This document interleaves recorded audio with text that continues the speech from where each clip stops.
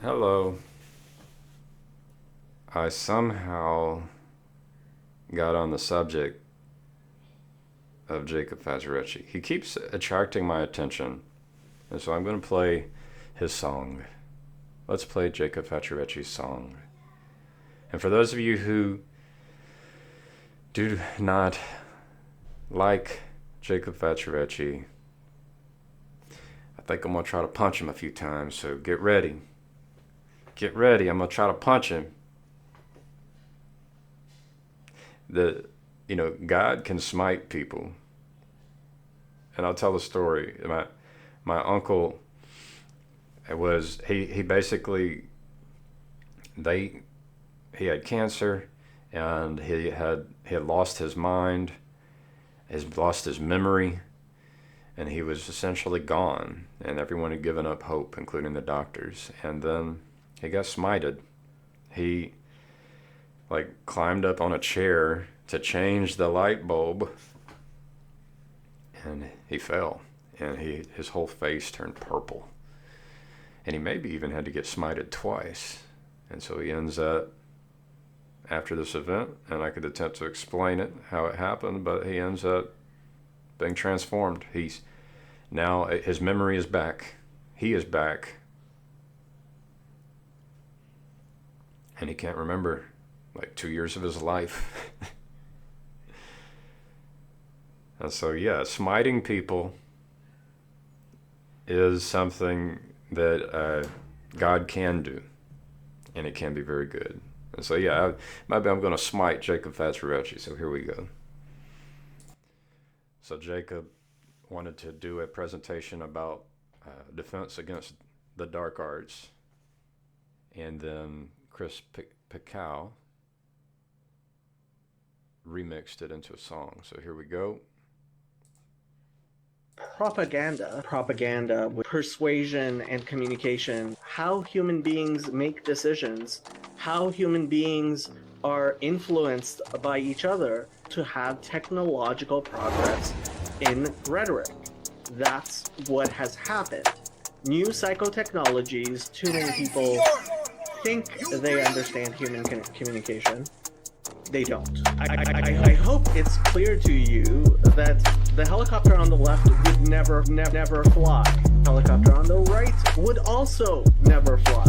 These are just scaled down models. We're talking about technology here, and technology has progressed. Mass circulation of books, mass circulation of newspapers, and that allowed for advertising, and then more ways of communication like radio, television, and now internet came into being. Edward Bernays came up with the idea of public relations. Bernays realized, in consulting with psychologists, his uncle was Sigmund Freud, and he realized that there is a sexual element, and that cigarettes can be marketed to women as something that is both sexy and that is liberating.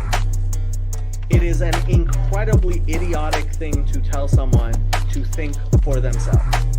Secure our distributed cognition through awareness, transparency, and accountability. So I'll end it there, and maybe we'll revisit it. Some things that catch my attention is that I'm going to pause. We'll go through it one more time, and I'm going to pause. But I want to be careful here, because I don't like the spirit of the accuser. And Jacob brings that spirit, and so I'll point it out if you didn't notice it.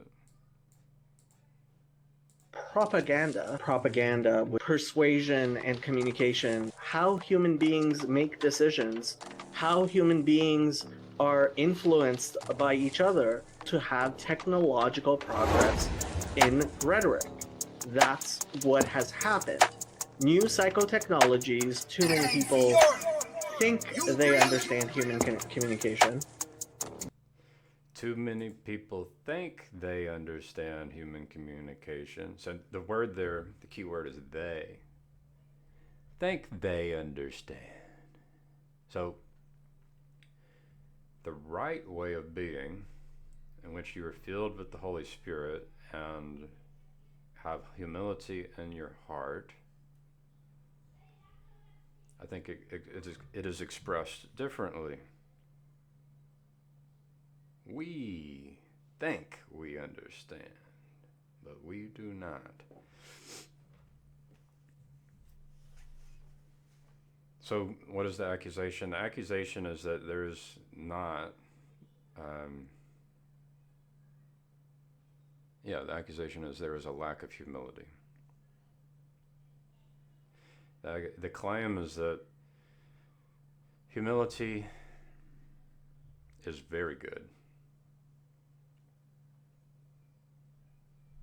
So yeah, that's my claim. Humility is very good, and the accusation is that Jacob Facciarecci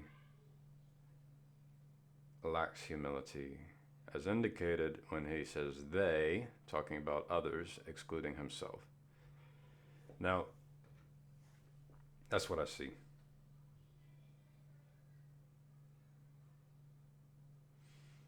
Let's continue. Now, I'll stop here.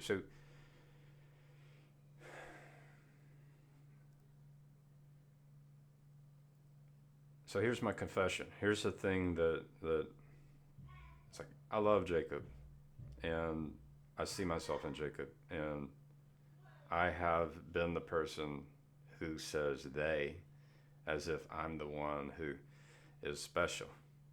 All of them, not me. And I've been the one that sees the speck and the mote in the other person's eye and ignores the plank in my own eye. I've been that person, and I'm on guard about it even now. I'm trying to be on guard about it. And it's so easy to slip up, to slip down. Why is it called slip up? Maybe even our language causes us to slip down. So let's go. I was very much like Jacob. He has called me like a soul brother or a spiritual brother, and I think he was right. I don't know. Now I think we're kind of in opposition a little bit. Or I'm trying to play the opponent. I think the opponent processing is good. And I'll try to be humble. I'll try to be gentle. I'll try to be kind. It'd be nice if we could have fun while we do it. I mean, that music was fun. Thank you, Chris. They don't. I hope it's clear to you that the helicopter on the left would never fly. The helicopter on the right would also never fly. These are just scaled down models. We're talking about technology here, and technology has progressed. Mass circulation of books, mass circulation of newspapers, and that allowed for advertising, and then more ways of communication like radio, television, and now internet came into being. Edward Bernays. This part's good. A lot of times when we have a plank in our own eye, we speak truth about the mote in other people's eye, and we see truth, but we're blind. We don't notice the plank in our own eye. And so I think he's pointing at truth.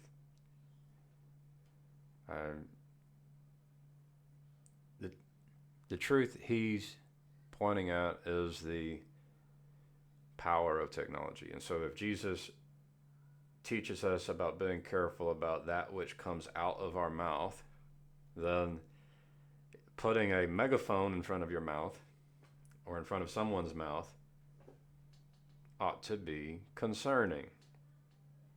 Very concerning. And so, are we handing the megaphone over to someone who lacks humility and gentleness and kindness and patience?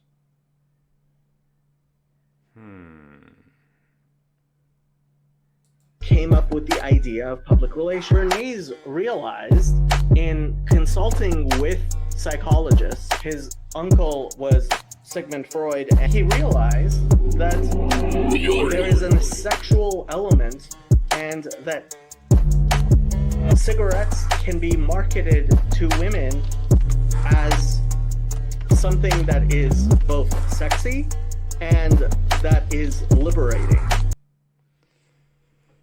And so, maybe I could present myself in such a way. So there's research that people have done, and Jacob has put in effort. So people put in a lot of effort, and Jacob has put in effort to learn about the technologies and the techniques in which people are influenced. Another way to say that is people are tricked. Another way to say that is people are deceived. And so, are we handing megaphones, the metaphorical megaphone, to tricksters and deceivers who are without the humility and without the gentleness, kindness, patience, who are not meek? Are we handing megaphones to people who seek power and influence, who are trying to play a status game?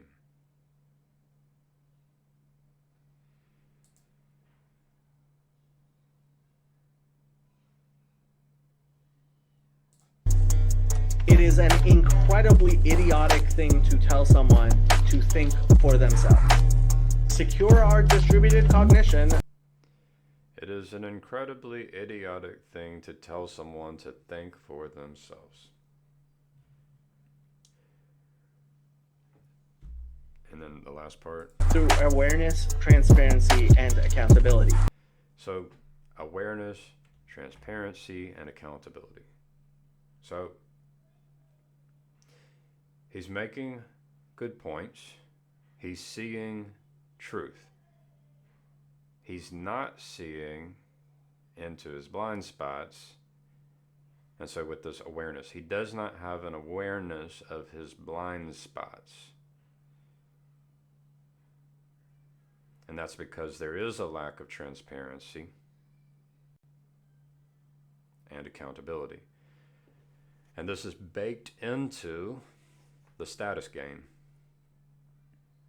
This is baked into the status game. So when you play the status game and when you attempt to seek power and influence in order to influence minds, would be a nice way of saying it. You could say manipulate minds, and you could say trick minds, and you could say deceive minds. When you attempt to do these things for their own good because you are the special one who, and they are not, well, the transparency has become limited, and accountability has become limited, and awareness have become limited. So baked into the status game comes with it corruption. So yes, we need awareness, transparency, and accountability. These things are good. They can be good. Yeah. But when you play the status game, you are automatically forfeiting. You're automatically disregarding. You're sacrificing. This is the trade-off of the status game. You're sacrificing the potential very good level of awareness, transparency, and accountability because you are willing to participate in the status game. And so it seems to me that that's what many people are doing, sometimes subconsciously and sometimes consciously. I have to ask myself, am I playing the status game? And then I think there are tests to see if people are playing the status game. Are people being humble, patient, gentle, kind?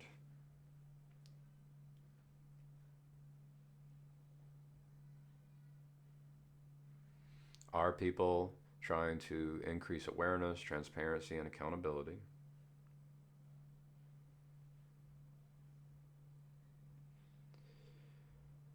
And so the test, what is the test? All right, let's go back to what Jacob said. Your art district as something that is both sexy and that is liberating. It is an incredibly idiotic thing to tell someone to think for themselves. It is an incredibly idiotic thing to tell someone to think for themselves.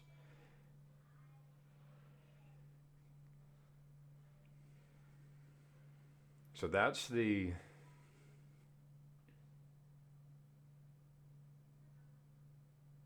trick. You might be tricked into believing that Jacob is someone who does not think for himself.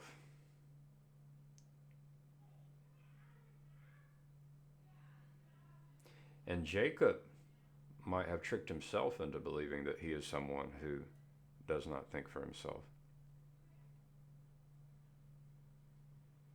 And maybe this not thinking for yourself is actually a skill.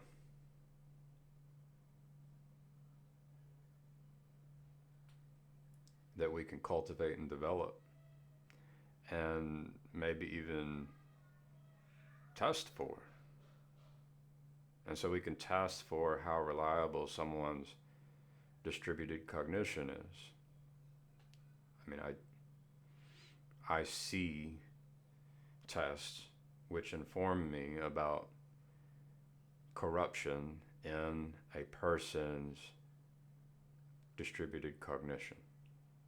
And it is related to that variable that he pointed at, which is the thinking for yourself variable.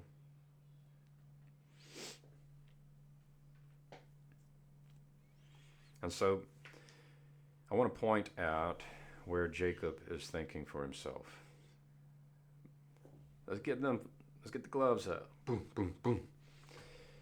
So when he reads Bernays, Edward Bernays, or Maimonides, or Moses, or Jesus, or whoever, whatever author, I want to point out that he's reading a dead author. The author is not there to correct Jacob when his interpretation is wrong. And so what can happen is there is a thinking for yourself, which is the interpretation about what the dead person said. And so Jacob might believe that he is allowing the Moses, the Maimonides, the Edward Bernays, the Jesus, the whomever, to think for him, when in actuality it's still him. He's interpreting it. And so the only way around this is that you would be willing and able to be corrected by the person. And so what that means is we have to interact with people who are alive. We can't just interact with dead people. So that would be like a step one. The next step would be we can't just interact with people with whom we have no relationship. And so I could claim that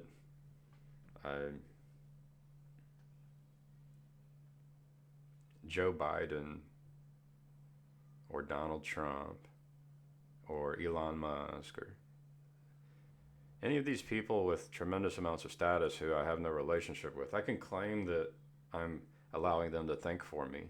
Maybe it's Thomas Sowell, whoever. I can claim that I'm allowing them to think for me, but if you don't have relationship in which they can correct you when you're wrong, then you really are just thinking for yourself. And so once again, you can think, I think Jacob can think that he's allowing the dead person to think for him, or he's allowing the person with a lot of status to do the thinking for him. But in actuality, he's thinking for himself. And then it gets even more sinister with Jacob and with people in general and with us.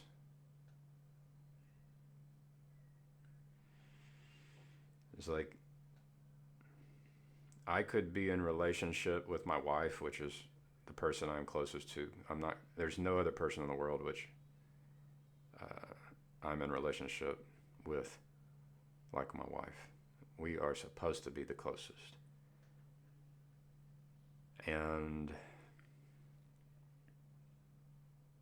I can attempt to distribute my cognition to my wife.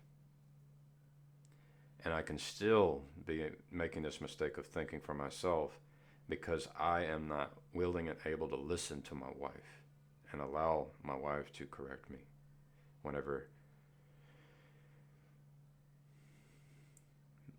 I misinterpret her thoughts, her ideas, her desires, her feelings. And so there has to be a true communion, what John Vervaeke would call dialogos. But there has to be this interaction in which there is a willingness and an ability to listen and learn and teach, and it can be reciprocated. And that's a skill. And it does not come naturally. It requires effort and energy and time and practice. And so it's like a muscle that can be developed. And so with Jacob, there are people that he believes he is in relationship with. And this is everyone. And I'm just using Jacob just as my punching bag here.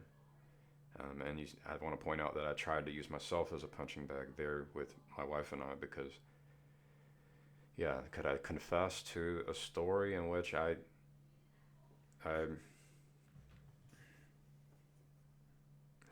confessed to stories in which I was not listening to my wife? It's like I think there's many, hundreds and thousands of those because I was not good at loving my wife. I was not good at listening. This is actually, I feel the waterworks coming out. And I'm going to point out, like, this technique of confessing. It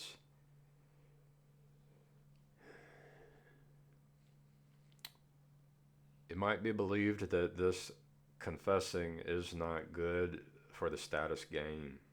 We might believe that this confessing is not good for the status game. It's a rhetorical technique in which we can attempt to represent ourselves in a good light and attempt to avoid shining a light on, the mistakes we make and our weaknesses and our blind spots. And we may believe that in doing that, we have the best chance of having the most status and having the most influence. And I believed all this.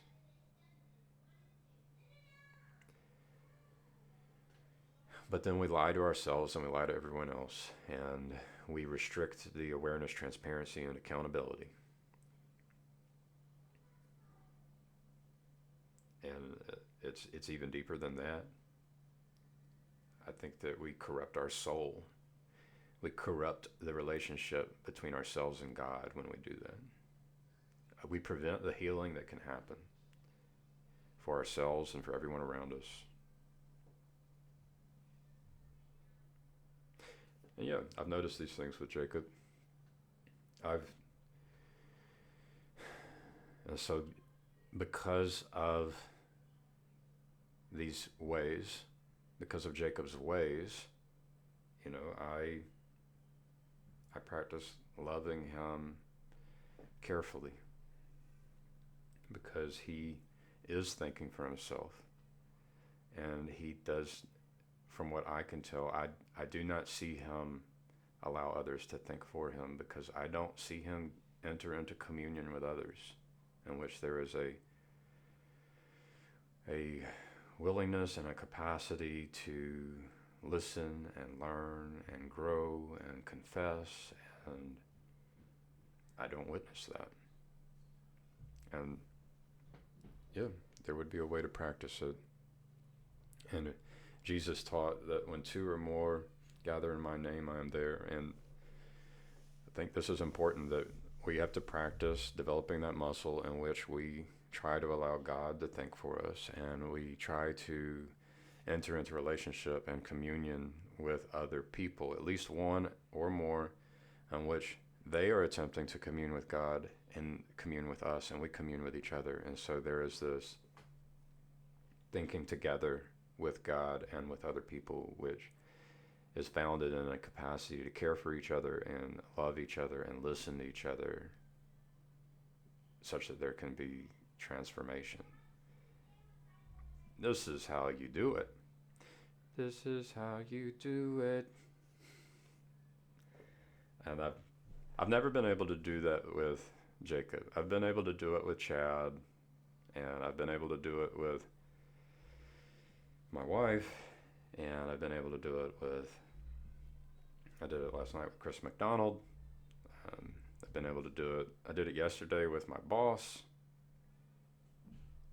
I've been able to do it with many people, but I've never been able to enter into communion where I feel, it's like I have an organ within me, some kind of sense organ, which can increase and decrease depending on how close I am with God. And I can feel it. And so when I'm in communion with God, and when I can feel it, and I can feel it now. And then when I attempt to do fellowship with other people, the other person and our capacity to commune together with God and stay connected to God, that sense organ can become active so that it increases and decreases as well. And so I don't know if Jacob and I can enter into that kind of communion.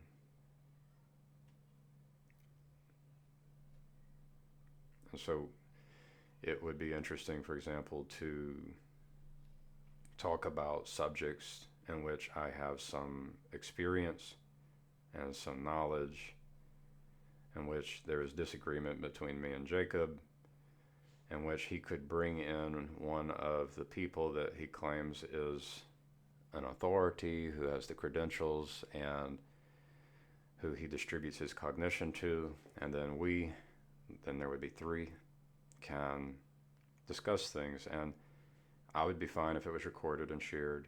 And in the interaction, we would all become vulnerable enough such that we would be corrected.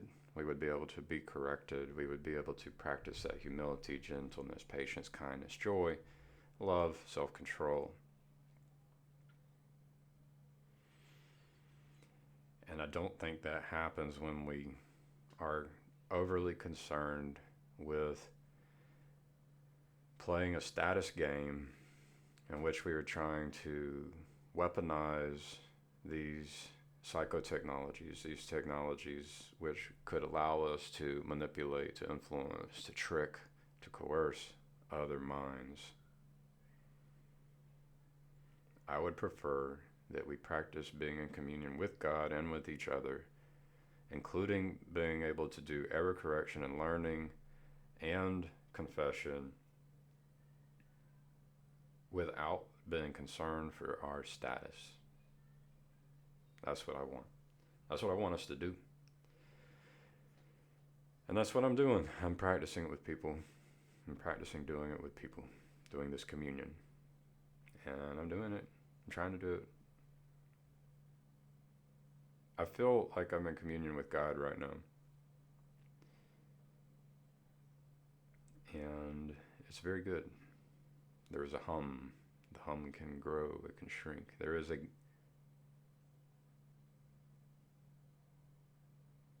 a connection which gets brighter. And within that connection, there can be a braid of ropes with multi-connections intertwined that can become, faded or become brighter.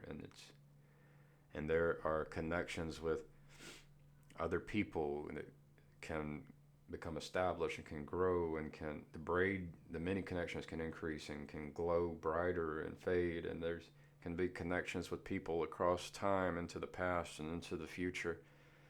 And those can all grow in the quantity of connections and the quality of connections. And then there can be the connections with other living creatures across all time and space, and other things across all time and space, the living and the non-living and everything. And eventually you're becoming connected with,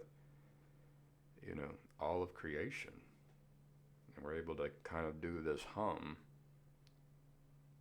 And it's like, can I bring all of that?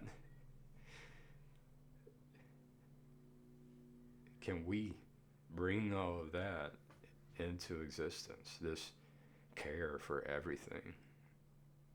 This, can we bring the will of God into every moment?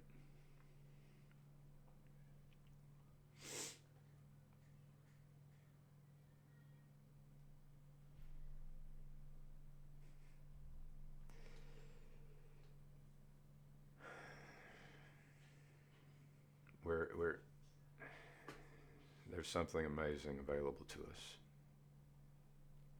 And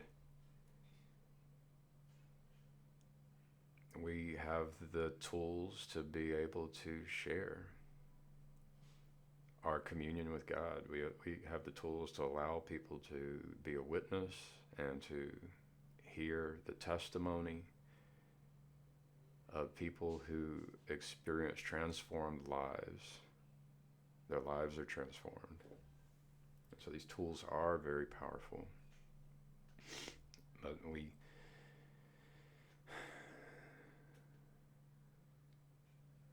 this is the pitch. It's like, what is at the core of my religion, which has allowed me to know God better, is this willingness to, this constant practicing of making Jesus my king, instead of my trying to be king. When I was trying to be king, I was trying to gamify. I was trying to say the right thing and act the right way such that my status would increase or something like that. I was trying to be able to trick people. But then in making Jesus king and practicing making Jesus king and knowing the mission of my king to go out and find those who are the most lost and healing them and transforming them and lifting them up the highest, so that all the other people who are so lost can look at that example and hear the testimony and witness the transformation and say, and have hope, and say, maybe that would work for me too. And so our ability to do advanced mathematics and our ability to do these advanced things in our minds that are complicated and complex and overwhelming, it's not nearly as important as the fact that we have a creator that wants to heal the entire world. The most terrible, despicable human you've ever met and can imagine, our creator loves that one too and wants to heal and transform that one. And not only that, but will lift them up the highest. And this makes sense. If you can practice some humility, this just makes complete sense. There's no other way. Like, tell me a better way. Like, do you really think that tricking people into agreeing with you is better than showing people how to enter into communion with God and with people, and showing people how that amazing blessing of communion is available to everyone, not just the people who have the highest IQs, not just the people who have a mind that is superhuman or 99th percentile. Like, it's not just available to those people. It's not just the people who can do calculus, and it's not just the people who can do basic math. It's everyone. God's available to everyone. God does not require you to learn anything about mathematics. I love math. I could switch over real quick before I end this.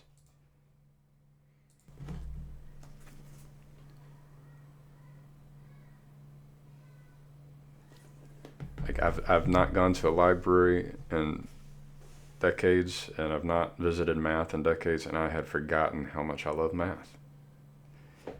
I love math. I love solving problems. God gave me just a tremendous amount of joy in doing this. But God does not, my ability to do advanced problem solving is nothing in comparison to God's ability to take a despicable and wretched human being who is dying, who is about to kill themselves, and lift them up. So, this mind is nothing in comparison.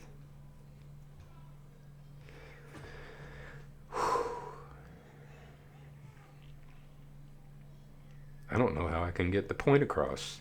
I'm trying. So, I hope that was good.